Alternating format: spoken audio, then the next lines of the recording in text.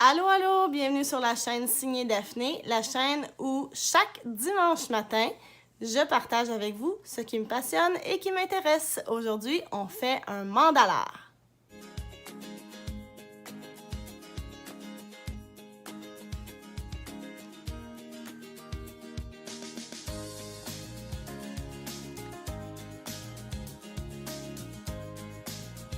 Bonjour tout le monde, alors comme vous avez pu entendre dans ma petite introduction, j'ai décidé de vraiment me commettre et je vais publier une vidéo YouTube chaque dimanche matin pour les prochains mois. J'ai fait un super plan jusqu'à Noël et même après Noël. Vous pouvez vous attendre à recevoir une vidéo chaque dimanche. Je vais continuer de faire des vidéos sur la créativité et la lecture, donc c'est ça que vous pouvez vous attendre à voir une fois par semaine. Je vais essayer d'alterner pour qu'il y en ait pour tous les goûts et pour répondre aussi à mes goûts à moi. Aujourd'hui, comme je l'ai dit, on fait un mandala. Je vous montre mon bullet journal, mon fameux bullet journal. Oups. Voilà un mandala, en fait 3 mandalas que j'ai fait moi-même. Quand je montre mon bullet journal aux gens, souvent on tombe sur cette page-là et les gens me demandent « C'est toi qui l'as fait? » Ben oui, c'est moi qui l'ai fait. Je suis pas une sorcière, j'ai pas pris un logiciel pour les fabriquer non plus. J'ai fait ça avec mes superbes blanches mains ici. Et aujourd'hui, je vais vous montrer comment parce que ça a l'air beaucoup plus compliqué que ce que c'est, mais en fait, c'est pas si compliqué. Il y a beaucoup d'étapes, mais c'est pas difficile. Je vais utiliser ma tablette à esquisse. La marque, c'est Studio Media. Je pense que je l'avais pris chez Omer de Serre ou peut-être bien chez Michael, je me rappelle même pas. Je vais me prendre une page vide. Je vais aussi avoir besoin d'un compas, d'un rapporteur d'angle et d'une règle. Ça ressemble beaucoup au matériel que j'ai pris pour faire mon dernier Plan With Me dans mon bullet journal pour ceux qui l'ont écouté. Ça m'a d'ailleurs inspiré de vous faire cette vidéo comment faire un mandala. La première chose qu'on va faire, c'est qu'on va choisir un point assez central.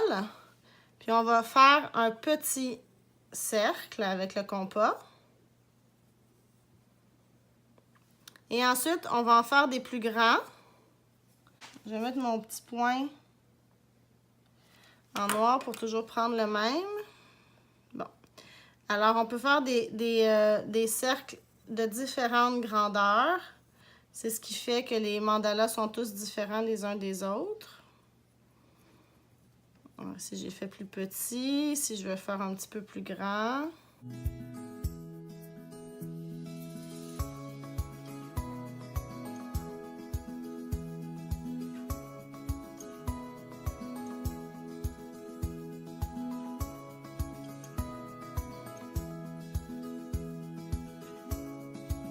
Alors, vous en faites autant que vous voulez des cercles pour remplir la page. Ça peut être un plus petit ou un plus grand, tout dépendant de ce que vous avez envie de faire.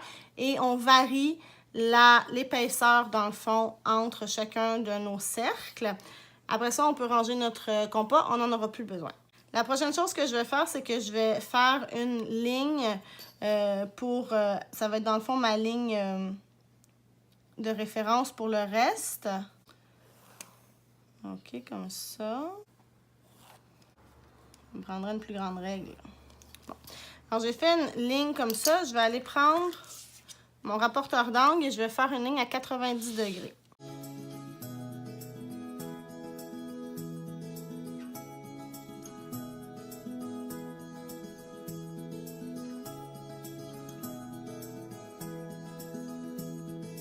Maintenant, je vais aller faire des lignes à 45 degrés dans chacun des cadrans.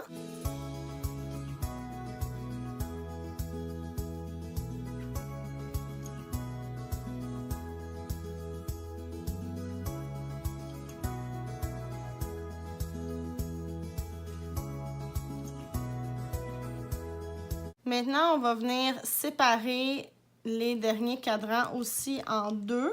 45 divisé par 2, ça donne 22,5. Fait que je vais essayer de le faire le plus précis possible. Alors, 22,5 degrés.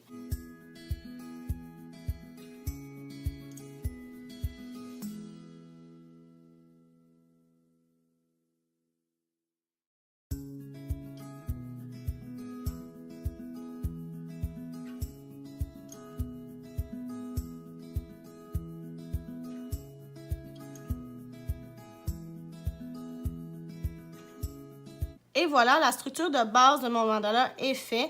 Vous voyez, j'ai pas vraiment pesé fort avec mon crayon parce qu'après ça, on va aller tout effacer ça. Après ça, je vais prendre mes crayons Faber-Castell Pitt Artist Pen en noir. J'ai 3 grandeurs ici que j'utilise, donc le small, en fait S, F puis M pour, je pense que ça doit être small, fine, medium, quelque chose comme ça. Et on va y aller directement avec l'encre. On va venir faire des designs. Ça, c'est selon votre imagination, ce que vous avez envie de faire. Moi, je vais y aller un peu comme je pense, puis on va faire dans le fond chacune des sections une à la fois. Je vais y aller avec la plus petite pointe pour commencer, puis après ça, je vais probablement venir foncer des choses avec les crayons moins fins. Par exemple,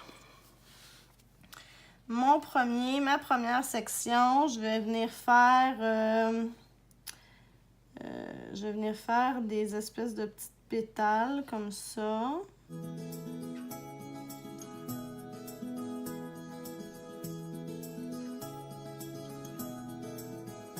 Ensuite, je vais venir faire le cercle parce que je trouve ça joli. Je vais venir faire des points. On y va comme ça, une chose à la fois. Ici, je vais venir faire dans l'autre sens.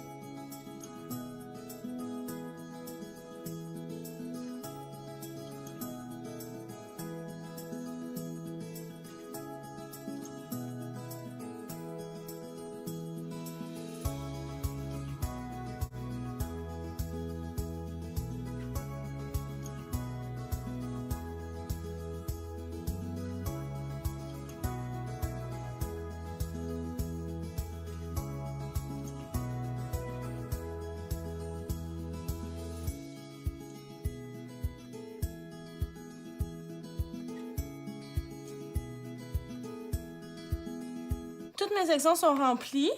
Je vais peut-être... j'ai mis un petit peu plus foncé ici, un peu plus foncé là, ça paraît pas tant. Je vais venir mettre un petit peu des zones un petit peu plus foncées que d'autres. Après ça, le mandala va être terminé.